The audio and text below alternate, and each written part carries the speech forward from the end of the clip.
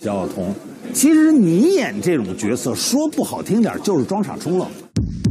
在参加演员请就位时，于晓彤因为不满意陈凯歌分配给自己的角色，在节目中直接吐槽自己的角色没有张力，台词量少，内心活动也少。后来在没有经过陈凯歌同意的情况下，又私自改了妆容。我的导演，我不知道他会不会生气说我不管，我只是觉得我为我这个角色考虑，有错吗？我本来戏都这么少了。这一做法气的陈凯歌直接发飙，不得不说于晓彤的架子是真的大。其实于晓彤这种飞扬跋扈20左的样子，早在之前就已经被大家吐槽过了。当年于晓彤和金晨录制节目时，被导演安排一起骑马，一直跟在金晨旁边的于晓彤突然拍了一下金晨的马屁股，并且大喊了一声驾，受惊的马越跑越快，金晨一个骑马的新手根本无法招架这样的速度，紧接着他就从马背上重重的摔了下来，而于晓彤却像没事人一样扬长而去。一旁的志玲姐姐看到这样的场面，都吓得花容失色了。幸好最后只是轻微的脑震荡，不然对于学舞蹈的金晨来说，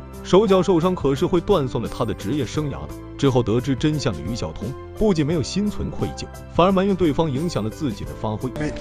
我真的没死了。我今天没受伤，真的算我命大，要不我就死路上了。金晨的那个马惊了，你知道吗？他摔了。我知道他摔了之后，他的马往前跑，然后他的马惊了，一直在往前跑，就顺这个马路往上跑。然后呢，我那个马就跟着他，我那个马就拉不住，你知道，就从他那个马惊了开始，我那个马就拉不住。于晓彤的这番话让观众直呼我算是开了眼了。然而被他害惨的除了金晨，还有因他落下病根的杨洋。没事呀，出来。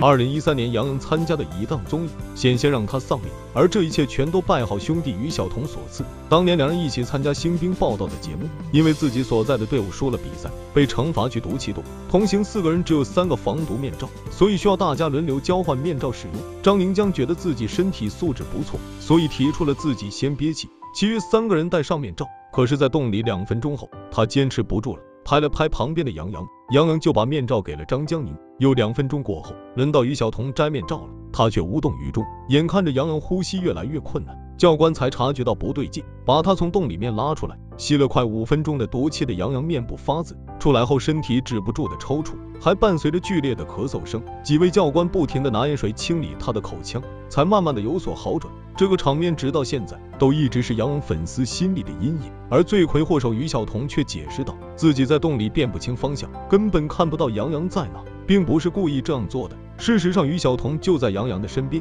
一伸手就能够到的地方，根本不需要辨清方向。因为这件事，杨洋落下了终身咳嗽的毛病，现在看他参加节目的时候都会时不时的咳嗽一下，真是让人心疼。可是屡次犯错的于晓彤并没有认识到自己的错误，反而还把无知当幽默，伤害到了马天宇。马天宇的身世一直是圈里公开的秘密，爸爸常年不回家，弟弟被催债人拐走，妈妈喝下农药自杀，自己在尸体旁边睡了一整晚。这样悲惨的经历是他一生的痛，所以身边的好朋友都不会轻易提起。然而于晓彤却在节目里对着马天宇脱口而出，你该回回童年了。看到这里，我只想问问当年的海陆和陈小云是如何忍受得了这位爷的。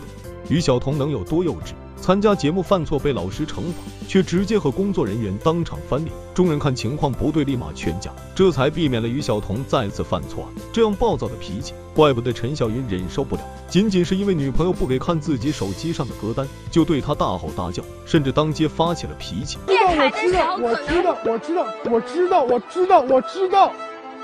都知道，你让我看一眼就没事，我们就走了。你先上车，我给你看。我现在就要看一眼，可以吗？无奈最后陈小云只好妥协，让他当街检查自己的手机。嘉宾室里的母亲看了都直摇头，替自己的儿子向陈小云道歉。第一占小云，第二就是我这个妈没把孩子教育好。这谈朋友跟你没小云阿姨在这来给你道歉，确实这个孩子做的不对。更令人无语的是，于晓彤还强迫女友宣读女的宣言。